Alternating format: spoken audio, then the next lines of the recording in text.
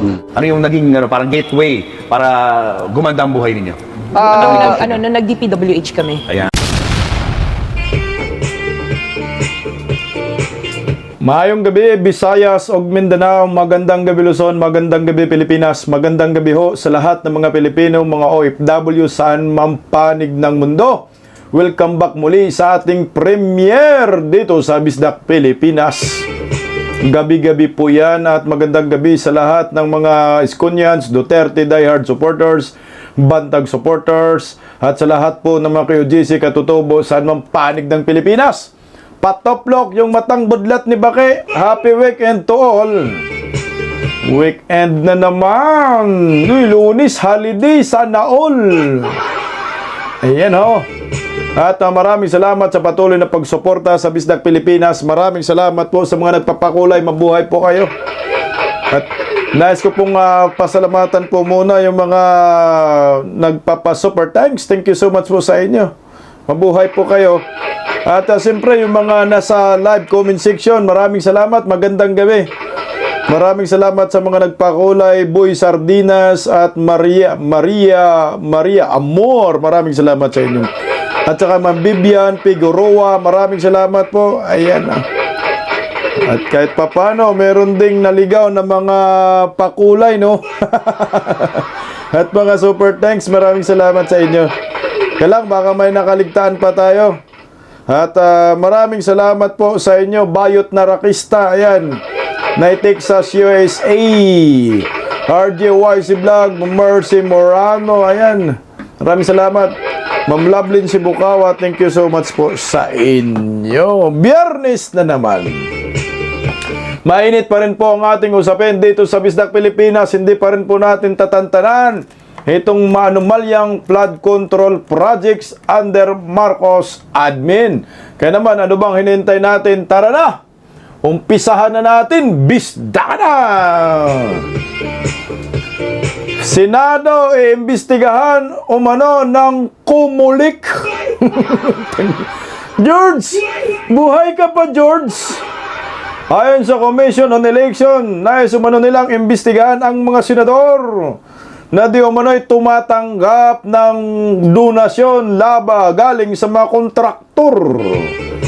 Oy, panakip buta sa flood control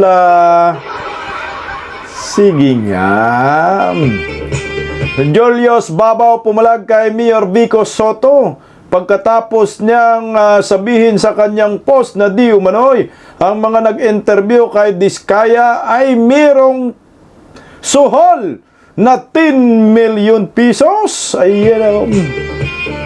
Kanina po, na-content na po natin yung kay Corina Sanchez. Kaya ito si Julius Babaw na huli ng sagot, content na rin po natin para alam po natin, masundan natin ang isyong ito kasi ayon na sa kampo ni Corina Sanchez, mag-file daw ng cyber libel laban kay Mayor Vico Soto. Mga kongresista galit na galit kay Vice President Inday Sara Duterte. Pero ang ganti ni Inday Sara, bilat kayo. Hindi wala bilat kayo, pikat kayo. Hindi, masaya lang si Inday. Binibilatan lang yung mga buhaya. Na hindi na nila alam paano po nila itanggi itong sa flood control projects talaga naman. Binira sila ni Inday Sara. At nag-vlog po si Inday Sara doon sa Dahig, sa Netherlands. Ayan, Mamaya i-play natin kasi wala, pinag-usapan din sa mainstream media. Continuous po muna tayo mga kabisdak. Ito tungkol sa kay Mayor Vico Soto. Meron kasing post ni Mayor Vico Soto na di umano'y may tumatanggap di umano itong mga journalist ng 10 milyon na galing kay Diskaya sa pag-interview po. So, ang tinutukoy po nila dito, ayan teka lang. Tama? Ito nga. Ay, sorry, hindi ito hindi ito. Hindi yan. Yan pala yung sagot ni Corina Sanchez, mga kabisdak no kanina. Pero ito, pag-usapan na lang po natin. Hindi na natin ipa-plus, mukhang nawala Teka lang, hanapin ko. Hanapin ko lang baka ma-fake news tayo, awards.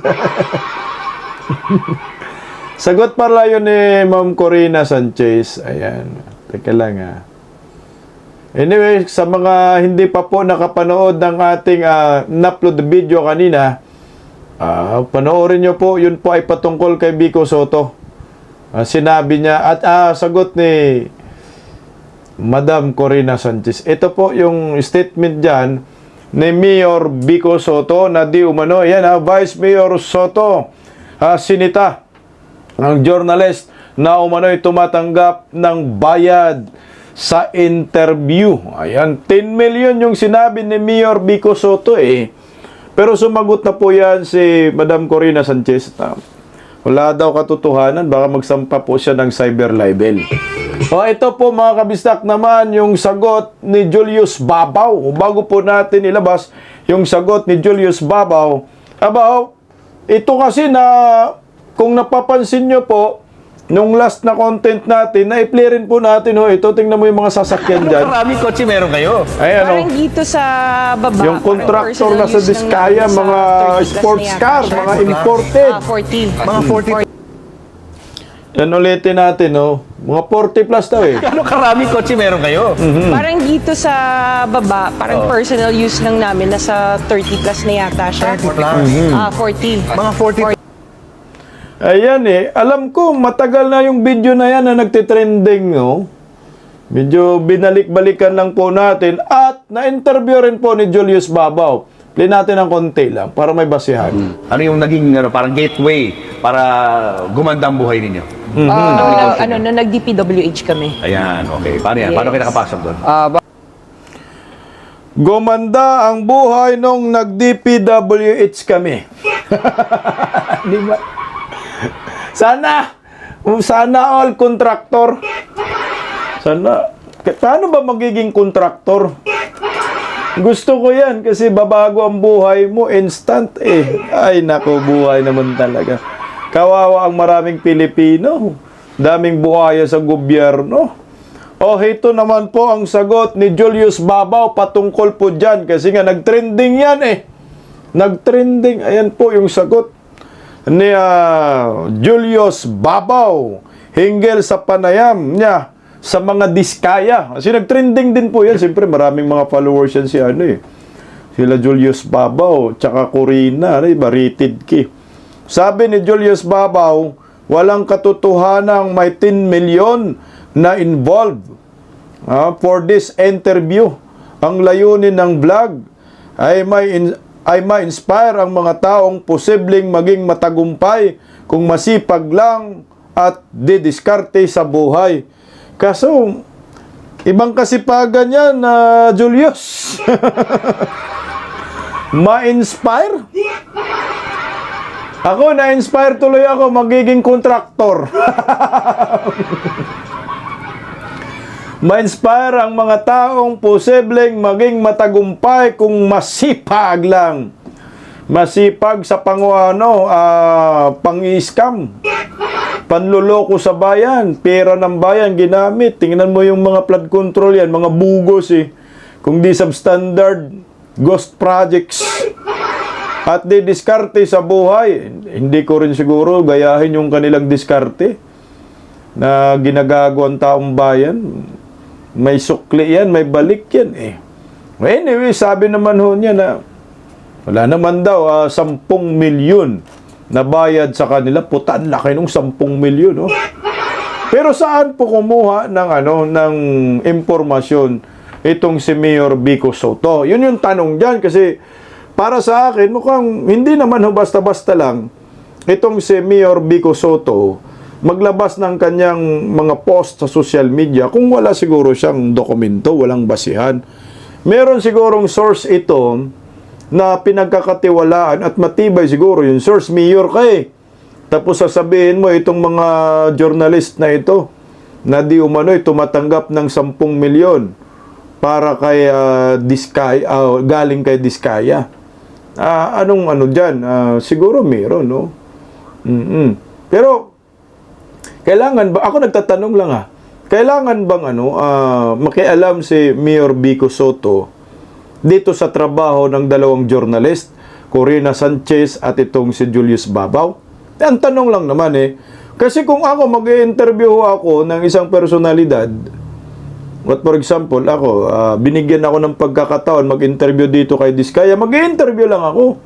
Kung ano yung itatanong ko sa kanya, ay, yun siguro yung dapat sagutin ni Diskaya. Kung ano yung buhay na ikikwento ng naturang in-interview ko, kung ako reporter, hindi ko na siguro kasalanan, na kung ano yung sinasabi niya. Para sa akin, mukhang magpasalamat pa po ako dito kay Julius Babaw at Corina Sanchez kasi nga nailantad na itong Diskaya, ganito sila kayaman, bilyonaryo. Para sa akin, bilyonaryo. Kasi kung magalit ka kay Julius Babaw at Corina dahil binayaran ni Diskaya ng 10 milyon, parang walang sense para sa akin. No? Bakit ba? Kasalanan ko ba? Hindi ko man alam saan nanggagaling yung pera na yan. Kasi ako nag-i-interview kahit 100 million ibayad sa akin. Basta ako malinis ang konsensya ko. Kung yung ibibigay sa akin na talent fee, wala naman akong alam na itong mga to ay bogus pala. At hindi ko naman alam saan nanggaling yung pera. Basta sabi, maayos yung kanilang trabaho sa DPWH. Yun yung sinabi. Wala pa namang issue yan that time. So kung ako, nagtatrabaho ako ng marangal, binayaran ako, wala siguro akong kasalanan na tumanggap ako ng bayad galing sa isang taong ini-interview ko. Kasi ako, nagtatrabaho lang ako, gusto ko rin kumita. Hindi naman ako nagnakaw. Di ba ho? Kung merong mga bogus project siguro itong Diskaya family, sila ang parusahan. Hindi ho siguro po pwedeng idamay kay si Julius Babaw at si Corina Sanchez na tumanggap sila ng bayad kung meron man. Kung meron man. Parang wala akong nakikitang mali kasi part yan ng kanilang trabaho po Talagang merong ganon na magpapa-interview ka sa media tapos bayaran mo yung media. Normal yan nakalakalan sa ating bansa.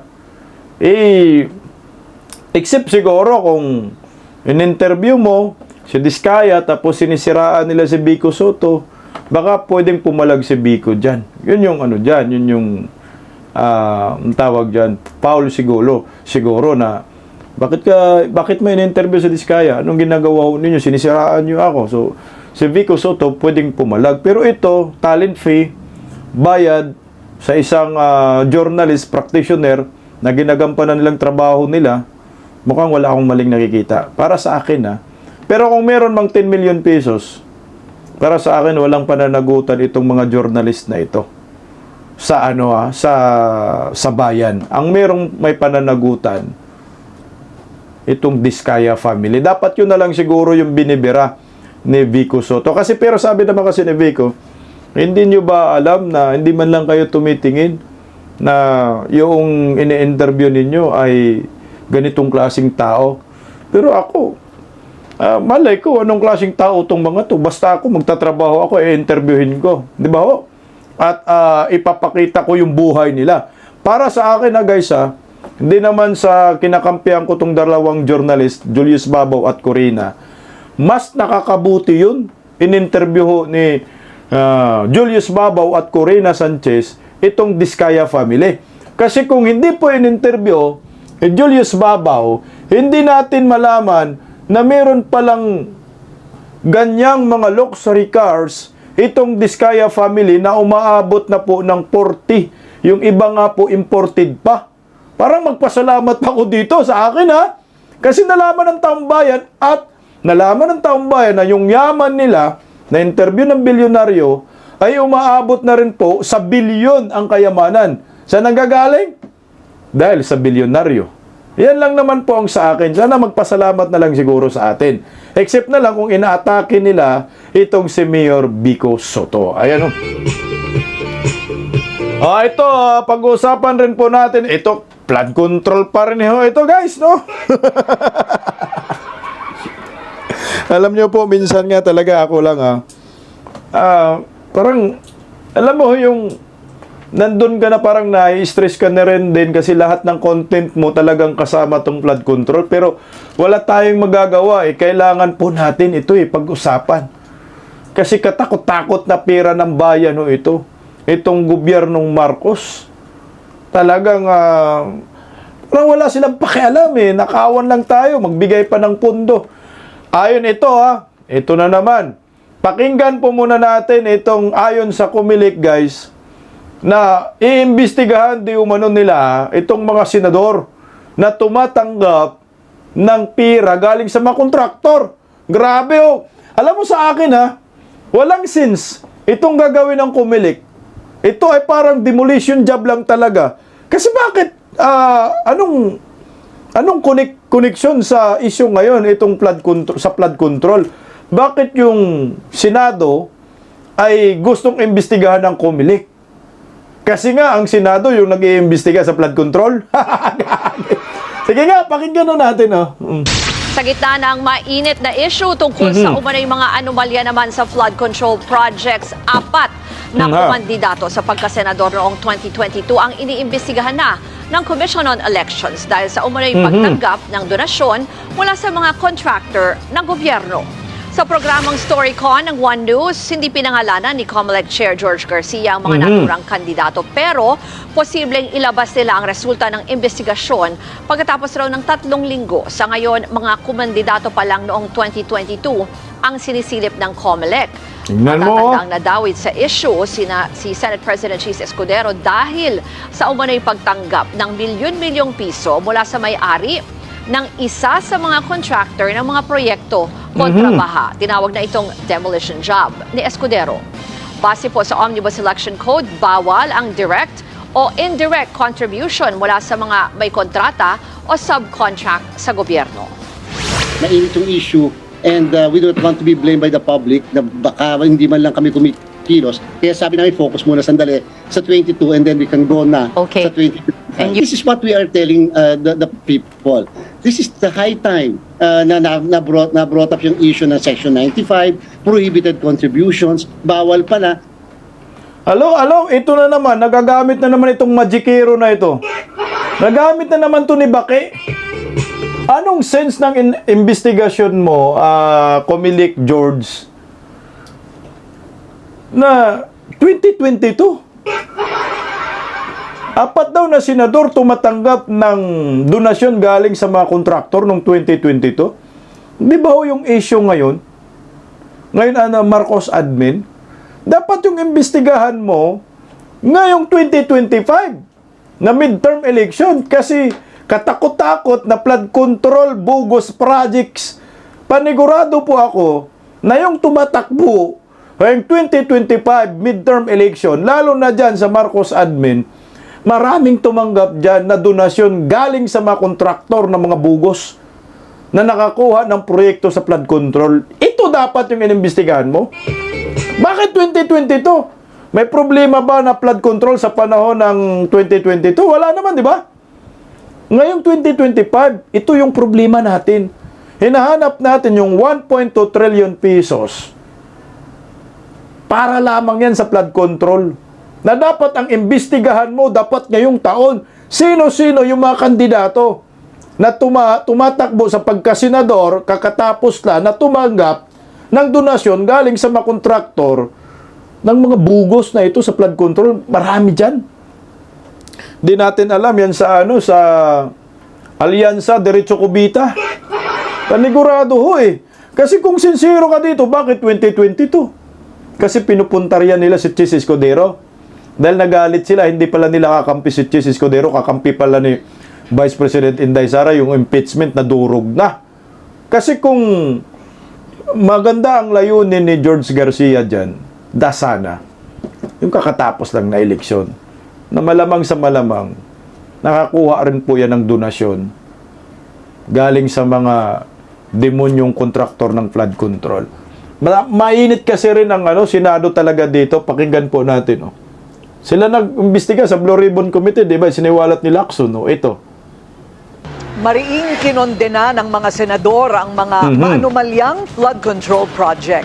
Hugas kamay naman si Senator Joel Villanueva sa gitna ng kontrobersya sa kanyang probinsya. Narito ang agenda report ni Dexter Ganibe ng Abante. Mistulang hindi sumakses si Senator Joel Villanueva sa mabilis niyang pagdistansya sa issue ng mga maanumalyang flood control project sa Bulacan. Hindi kasi pinalagpas ng mga netizen ang pagboljak sa Senate Majority Leader. Sa Senate Blue Ribbon Committee noong Martes, inamin ni DPWH Secretary Manuel Bunoan na ghost project ang ilan sa mga proyekto ng Wawaw Builders na ang pondo ay mula sa insertion sa 2025 budget. Naglabi po ba ako sa inyo ng kahit na ano o kahit isang flood control project, contractor, etc. in my public service career? Meron po ba na nilapit? Meron po ba na nagsabi ako sa inyo, ito dapat ang gawin at ako'y eksperto? Pwede niyo po bang sabihin lang, just for the record? Well, for the record, Your Honor, I don't recall anything that came from you to propose any flood control project. Kahapon, matapos ang expose ni Senator Panfilo Lacson sa mga ghost project sa Bulacan, mariing kinundina ni Villanueva ang anyay panggagahasa ng mga maanumalyang flood control program ng gobyerno sa kanyang lalawigan. Bisita pa niya sa Senate session ng mga alkalde ng ilang bayan sa Bulacan para ipakita ang suporta sa Senado sa ginagawang investigasyon. Ayon kay Senate President Pro Tempore Jinggoy Estrada, alam ng mga alkalde ang mga proyektong ginawa o gagawin sa kanilang mga nasasakupan. Ako, naging mayor din ako, kaya lahat ng mga proyekto ng mga congressman ko, nalalaman ko. Pinapakita yung mga plano. Yes. Marami rin ako ni-reject na mayor ako. Tinawag ni Senator Erwin Tulfo na pagnanakaw to the max ang ginawa sa bilyon-bilyong pondo na inilaan sa flood control na maaari anyang meron din sa iba pang infrastructure projects. This is nothing less than a grand robbery of our nation. To the highest level na korupsyon din kung isalarawan ni Senator J.V. Ejercito ang anomalya sa flood control projects. Sa panayam ng programang Parikoy ng Abante, kahit anya ang Diablo ay mahihiya sa kakapalan ng mukha ng mga sangkot sa anomalya. Ay, impierno levels na ito. Impierno levels na ito, kademonyohan na po ito. Baka wala na espasyo Kailangan may managot. Puno na. Baka nga si Satanas matakot sa kanila. Sa Martes, nakatakda ang interpellation o pagtatanong ng mga senador kay Lacson dahil masama ang pakiramdam niya kahapon. Bagay na umani ng papuri dahil sa kabila nito, tinapos at naipresenta niya ng maayos ang unang bahagi ng kanyang expose. Para sa agenda, Dexter Ganibe, Abante. Parang ito po yung counter naman ng tropa ni Tambaloslos. Imbestigahan ang Senado. Dahil ang bigat ng birada ng mga senador, di ba? Oh, counter, imbestigahan natin sila. Lalo na yung si Chis Escudero.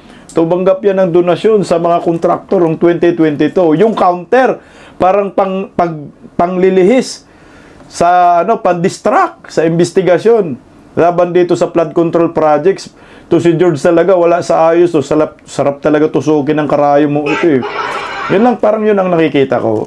Pero hindi na po mabubura itong maanumalyang flood control projects under Marcos admin na kagagawa ng mga kongresista. Kaya nga binibira sila ni Inday Sara ngayon At saka hindi naniniwala si Inday Sara na itong si Bongbong Marcos ay seryoso at pinatutsadahan po ni Vice President Inday Sara ang mga kongresista. Yan naman yung bunga na nagalit na naman itong mga kongresista kay Vice President Inday Sara Duterte. Palike nga guys, ito pakinggan po natin.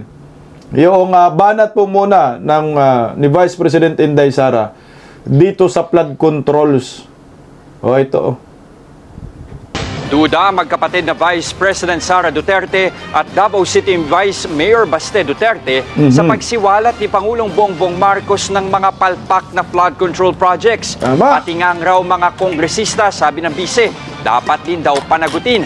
Aniya sa frontline sa balita si Bril Montalvo ng News 5 Mindanao. Hindi lang daw mga kontratista, kundi mga kongresista ay dapat ding paimbestigahan sa mga palpak na flood control project. Banat yan mismo ni Vice President Sara Duterte. Yung mga contractors ay mga tauhan din sila ng mga members of the House of Representatives. Dalawang tao lang ang nagde-decide sa budget ng Pilipinas. Yun ay si Martin Romualdez at si Zaldico. At yung mga kasamahan nila o mga grupo nila, kasama din nila yon sa paghati-hati noong budget ng Pilipinas. Sinabi yan ng bise habang nasa Paris, France para makisalamuha sa mga taga-suporta ng kanilang pamilya roon. Kahit nasa ibang bansa, tuloy pa rin siya sa pagtuligsa sa administrasyon. Aniya, maging ang pagsisiwalat ni Pangulong Bongbong Marcos sa mga questionableng kontraktor, kaduda-duda raw. Nabanggit namin yon kay BBM na ganun ang ginawa, pero noon ay wala siyang reaction, tapos bigla ngayon meron na siyang reaction. Paniwala ko, pinaghahandaan niya lang yung excuse niya para sa susunod na baha. Tingin naman ng kapatid ng bise na si Davao City Acting Mayor Baste, tila papogi lang ang ginagawa ni PBBM. Baka ginagawa mo lang platform mo na ganun ka, and yet wala ka namang parusahan. Totoong ginagawa talaga. Kinasuhan niya na yan sana kung talagang ano yan, totoo yung mga sinasabi niya. Eksakto, di ba ho? Kaya nga sabi ko nga, lagi po ako dito nagkokomento sa Birada Aguila, sana kinasuhan man lang na. Or kahit hindi pa kinasuhan, may nasuspindi man sana or tinanggal man sana yung nasa DPWH. O sige, suspindi ka muna ng 3 buwan, mag-iimbestiga kami dito sa nakatakot-takot na corruption, ghost projects, at inaamin pa yan doon sa Senate hearing ni Bunuan. Pero ang Pangulo, walang reaksyon, kakamot lang. Anong gagawin natin? Tapos tatawa-tawa, awards talaga. Kaya tama po itong magkapatid na Duterte. Hindi seryoso si Bongbong Marcos na may mapanagot patungkol po dito sa maanumalyang flood control. Alam mo, pumalag mga buhaya. Kaya pumalag ang mga buhaya, binanata ng magkapatid na Duterte dahil doon sa pahayag nila. Narito ho. Pumalag ang ilang kongresista sa hirit ni Vice President Sara Duterte na tauhan lang din ng mga kongresista ang mga kontraktor ng mga flood control project. Live mula sa Batasang Pambansa, nangunguna sa balita, si News 5 House Correspondent Marian Enriquez. Marian, ano ang sabi ng mga congressman dito? Jiggy, hinamon nga ni Manila 2nd District Representative Rolando Valeriano itong mga nag-aakusa gaya ni Vice President Sara Duterte na pangalanan na itong mga kongresistang nila'y mga sangkot umano sa mga maanumalyang flood control projects na dadamay daw kasi ang buong Kamara sa mga ganitong aligasyon.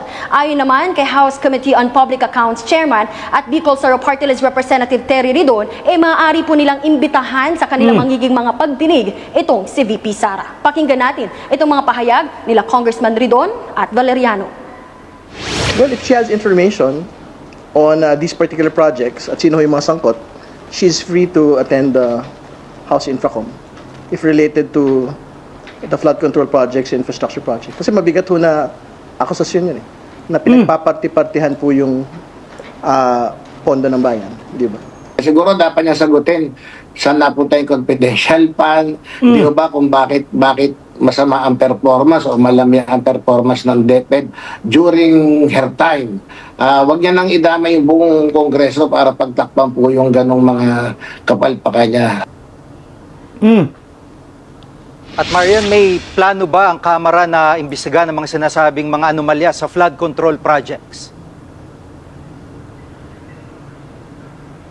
Tama ka nga dyan, Jiggy, inaprubahan na nga rito sa Kamara yung resolusyon na layong magbuo ng tong tinatawag na Infracom. Bubuuin ito ng mga House Committees on Good Government and Public Accountability, ng Public Accounts at ng Public Works and Highways. At ayon nga mismo kay Public Accounts Committee Chairman Terry Ridon, magiging patas itong kanilang investigasyon. At dun sa mga nagsasabi na may conflict of interest daw, itong kanilang magiging pagdinig, giit nga ni Ridon, meron daw silang oversight function na layon nga po nilang dapat po nilang gampanan. At Jiggy, inaasahan nga sa mga susunod na linggo ay gugulong na itong investigasyon ng Infracom. Balik sa'yo, Jiggy.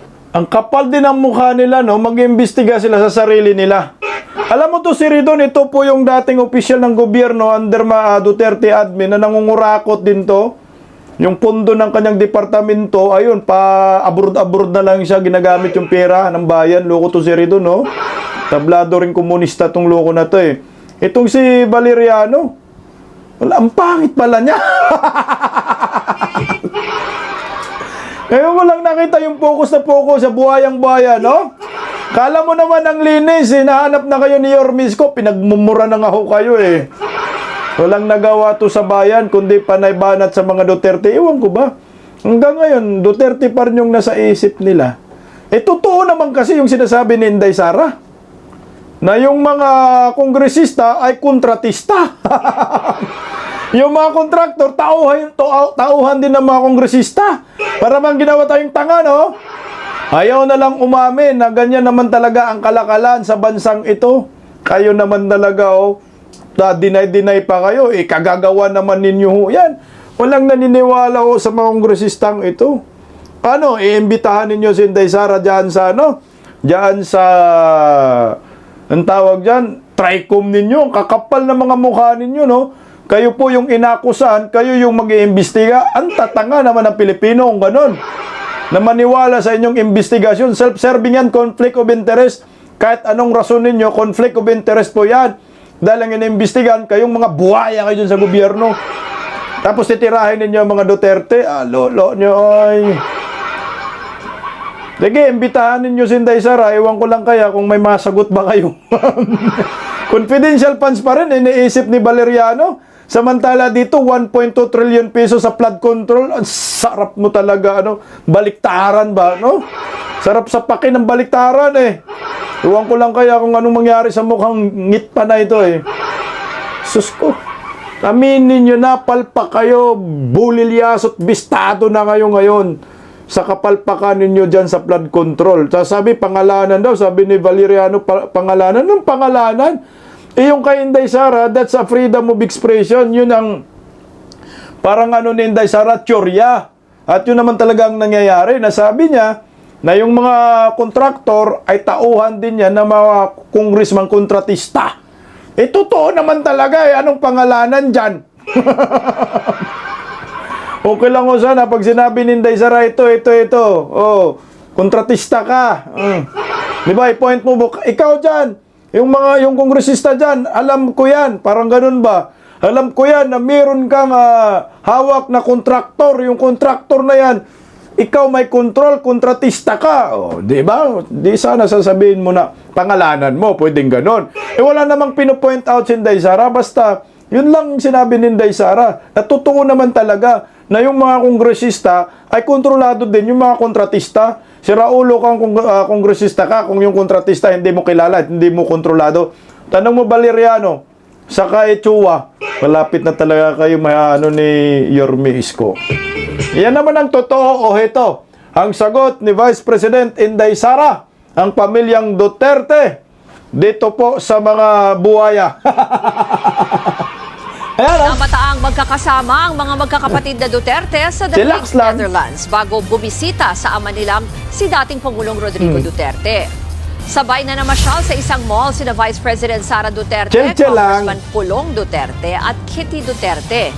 Hindi naman kasama si Davao City Vice Mayor Baste Duterte. Nananatili siya sa Davao para sa Kadayawan Festival Basketball Tournament kung saan 4 na PBA teams ang sumali. Dati nang sinabi ni Digong na gusto niyang makita ng sabay-sabay ang kanyang 4 na anak. Nito lang ay muling hiniling ng kampo ng dating Pangulo sa International Criminal Court ang pansamantalang pagpapalaya kay Duterte.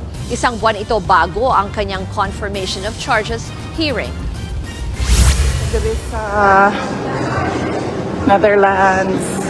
Yan nag-vlog. Huwag may sa ako ang amahan. Tingalig ihatag na niya ang bato ni Darna.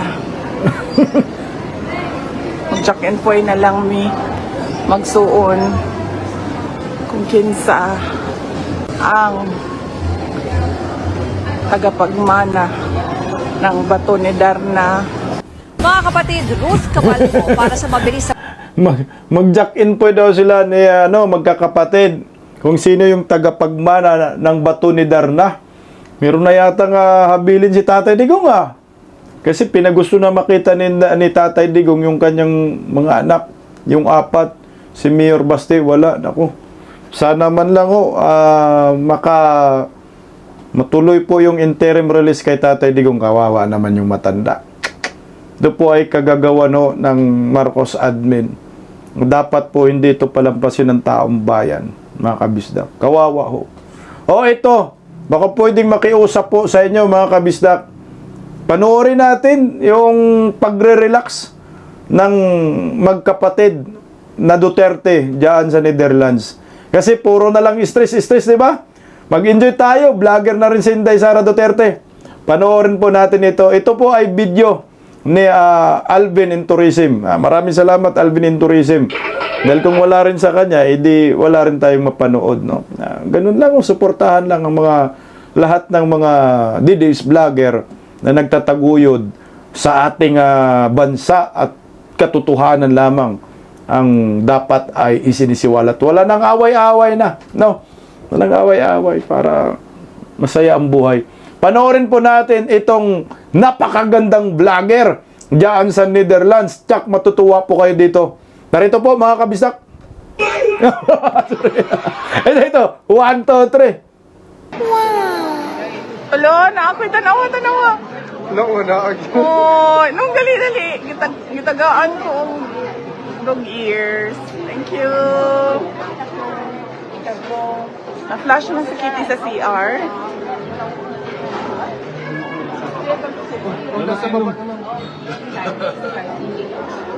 So, nana daw sa baba si Kitty. Manaong napunta. Dire tagi? Pwede naman.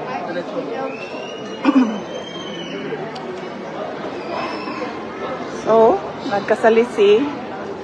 Muna ginaingon nga kung mawala mo, ayaw mo gliho. Hindog lang yun mo. Kung asa mo, o lahing nakitaan. Kay kung mulakaw mo, magkasalisi mo, magtuyok-tuyok mo, pareho ani, ginabuhat nato. Isa ka tag-CR, hinaog na punta, og escalator.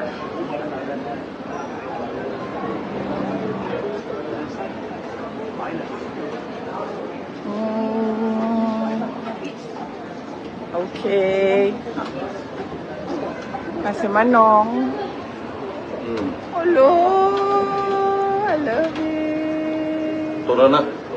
Thank you sa mga hearts ninyo. Yan. Yan. So,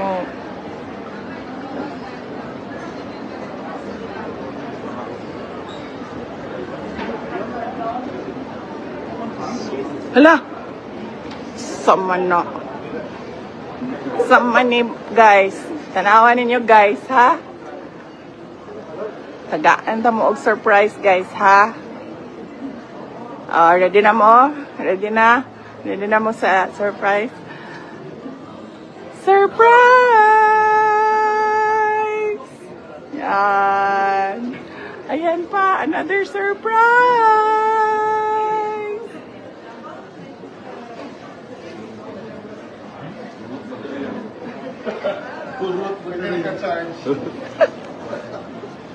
Oh. So, baba naman tayo kasi pagdating natin doon sa CR, wala pala siya sa CR.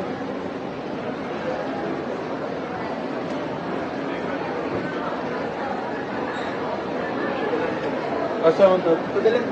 Left daw. To the left. Not. So, dire? Left. Puro exit. Oh. Ay, hala. Mo niya ang favorite perfume sa ako, ang father-in-law. Ako dili ko mahilig mag-perfume. So, mo niya ang favorite. Maison Francis Kurt Dijon.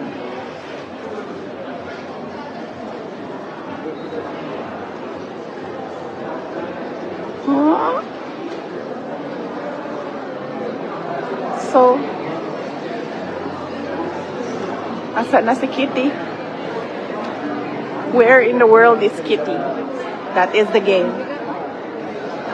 Nangawat lang tag-cellphone ni Alvin. Hala, makalingaw man din yung live, no? Bisan wala kay ka-istorya ba? Istorya lang ni may mong kaugalingon.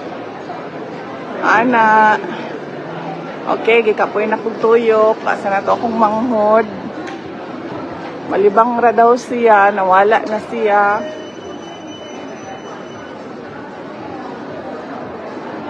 Okay, diretso lang daw. Diretso.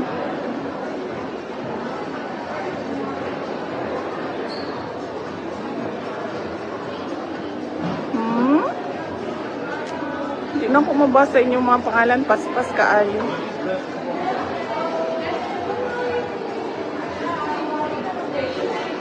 Hello, Fi. Chelsea, shout out. How are you? Okay lang. Ang totoo, nandito kami kay nalibang si Kitty. Ginahulatan mo na. Nagpila sa CR. Alam mo naman, nagkikuha niya. Ato ni isuro yung mga tao, Bing. Karang. Asang CR? Dadun na to sa CR. Sa taas. Dadun na to ang gapi. Ang mga tao sa CR.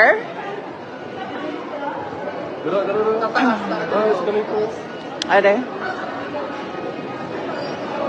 Isigihan ko na kong tago, oh. Masig makita ni Sumot.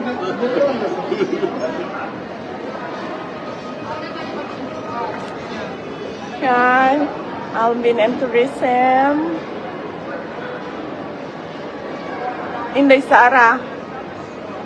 And Alvin and Tourism.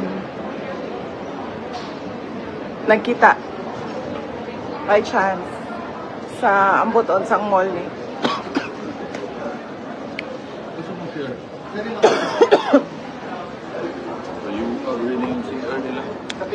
So, dali namin kayo sa CR ng mall.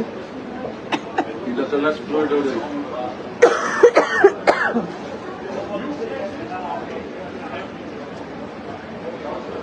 Kasi mag-inspect tayo ng CR. Okay? Napakahalaga ang mga CR. Yan. Malibang. Nalibang si Kitty po. Isa pa? Sa taas pa. Nabangli. So, nasulod mi diri sa CR, sa mall. Tibian Court. Taas pa? Tinuod. Right side, taas pa. Totoo yan. Nagkita na sad mi. By chance. Wala gituyo. But I think kinasto ko ni Alvin. I don't know. Tanaw ninyong tanan. No? Stalker, Alvin. Okay ka ilang stalker po.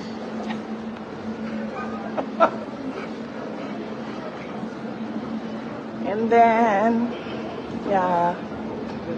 So, Talibang mo naman, no? Igit-igit na escalator.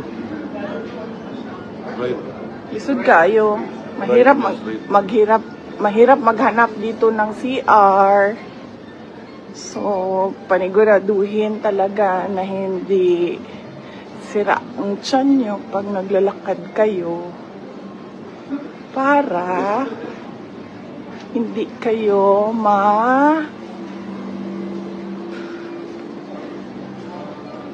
abutan ng bangla.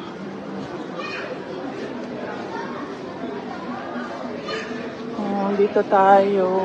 Ooh! Sarap ng cake. Display.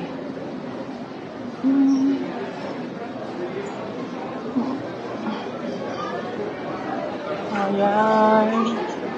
Dito na tayo sa food court. Kung saan dire-diretso lang ang lakad para magpila sa toilet. Haba ang pila ng toilet. Yan. Kitty! Kit! Kit! So, missing na si Kitty. Missing na. Ikaw na sa toilet bowl.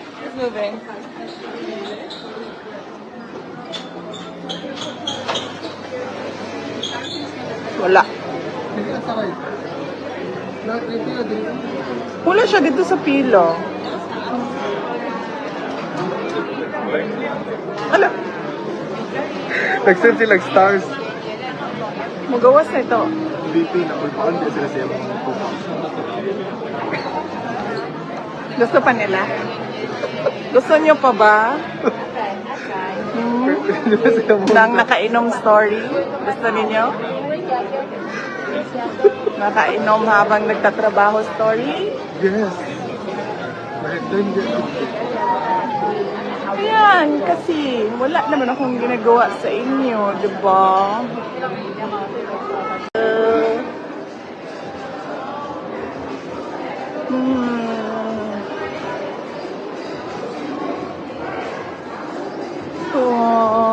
Yeah.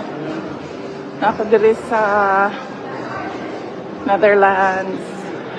Gipatawag mi sa ako ang amahan. Tingalig ihatag na niya ang bato ni Darna. Mag-check-in point na lang mi magsuon kung kinsa ang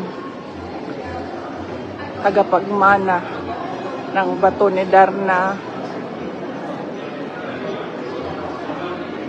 Na-flash na gid si Kitty. Nawa na gid siya. Ang iyahang pananghid malibang. Asa na to siya?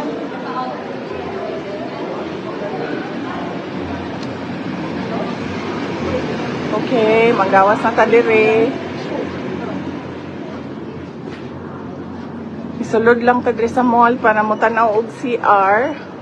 Pagkahuman pagadto sa CR wala di ay siya. Asa na to siya?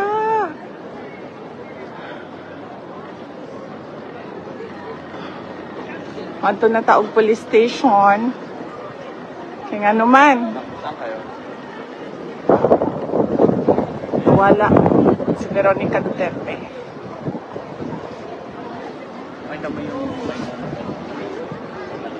Ah.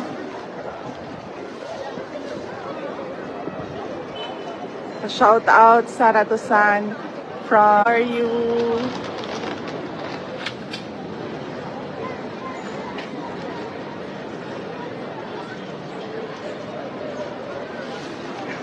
Na siya? Ano naman to siya? Asan ka? Bakit wala ka, Aldo? Nagipangita si Aldo. Asa si Aldo di ay? Nagtrabaho? Nagtrabaho pa si Aldo, uy. Di na lang sa nato siya pang samok-samokon. Dubai! Mga kababayan sa Dubai, mag-ingat kayo lagi dyan. Thank you sa mga prayers and ay nanawag. Weng Sir Puete daw. Saan ang Weng Sir Puete? Weng Sir Puete. Nakita na ko yung call. Isang klaseng pangalan man ang ingana, uy. Ala, VP, ang baba, protocol. Aldo, ano naman ka dire?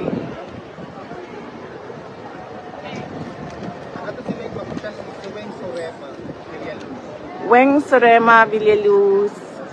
Maayong hapon kanimo, ma'am. Naro? Nagampo mi nga makauli na si President Duterte. Niya na po ang nalibang. Hanggang pa kayo. Kita gana. Live Hi. Wa po ni siya naligo sa tinuod lang. Naligo ko. Excuse me. Naligo. Kada adlaw. Niyan ko nakaganina dahil gawa ka naligo. Alala, dagan yun. Dagan yun. Boyfriend. Shout out sa boyfriend ni Kitty. Ano pangalan na to? Ang boyfriend ni Kitty. Sa man mo anhi ka dili dong kay kung di ka mo anhi. Dagan wala ko kay istorya. Wala. Iya ka man gikuha na ko iyang cellphone uli na nako. Niya to mi sa taas kay gipangita ka namo. Na. Oh, tara kay muli na punta oy.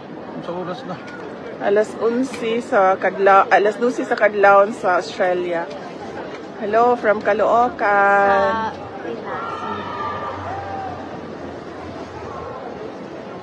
Magbabay na ta sa ila. Oh, bye-bye. Babay namin sa inyo. Nakita na namo si Kitty. Empty na auntie yan. Yan. Empty na yan. Babay na Kitty. Babay na. Bye. Katiki, babay na Katiki.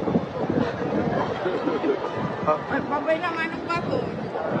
Paris na yan. Taga Paris na yan siya. Hindi na daw siya babalik sa Pilipinas. At may-ari ng cellphone. Thank you, VP, ha?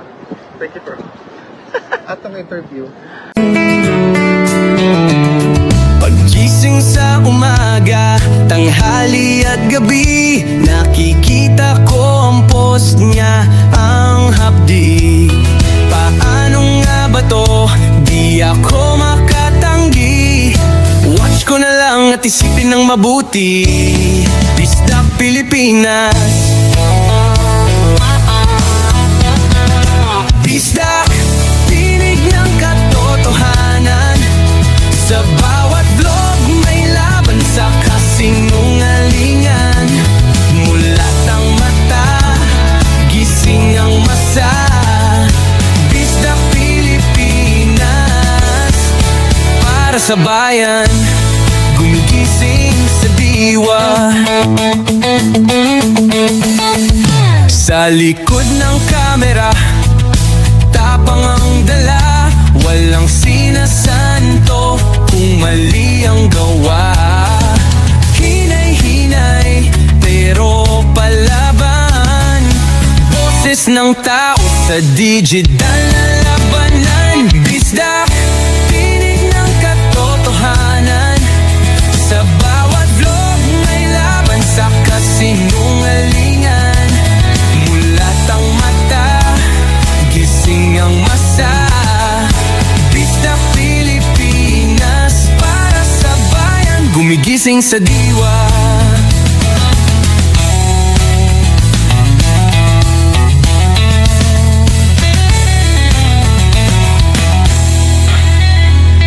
Hindi artista, hindi politiko, pero ang katotohanan, sigaw niya ay buo.